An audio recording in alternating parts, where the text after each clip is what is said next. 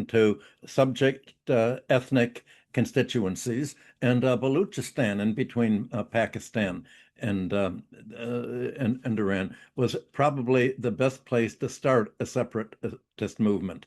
There were military plans. My field in the mid 1970s was oil and the balance of payments. I was had that position at Chase Manhattan for many years, and I actually was the only. I was so low on the totem pole, being a technician in my mid 20s, that I was the only person who was allowed to see all of the operating details and statistics of the U.S. oil companies and the major companies, so that I could make a calculation as to the role that oil played in the balance of payments, supporting the dollar. And this was right after the United States was forced off gold in 1971 because of the Vietnam War.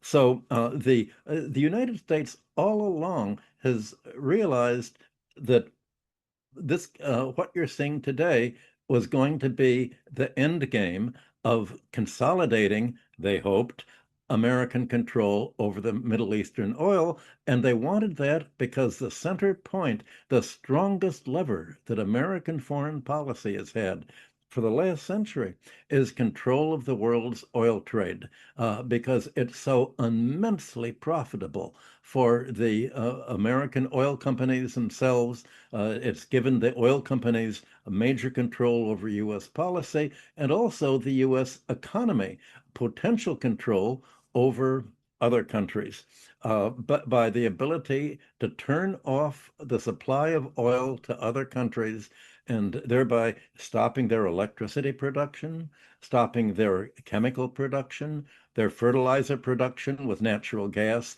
The oil industry includes the gas industry because they're so closely interconnected. All of this has been thought out, and every year the military has been upgrading the long-term plans for, well, if we really have to use force to entail our control over over the Near East, Middle East, if for any reason the OPEC oil companies, countries, want to become independent of the United States and begin investing their oil profits outside of the United States, instead of sending all of their oil earnings to the United States to invest in treasury bonds, corporate bonds, U.S. bank deposits, and stock holdings.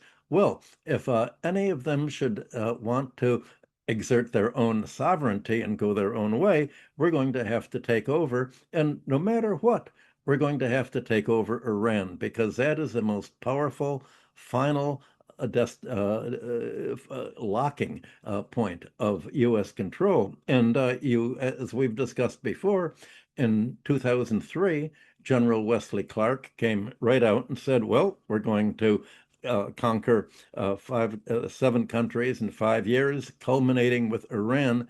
So all of this has been completely open. This is not simply Donald Trump's war. It's a war which he decided at this time because America has steadily been losing its position of economic strength, military strength, by being and arms and supply of missiles and aircraft and bombs as a result of the war, first in Ukraine and then supplying Israel. So there will never be a less bad time to go to war than at the present.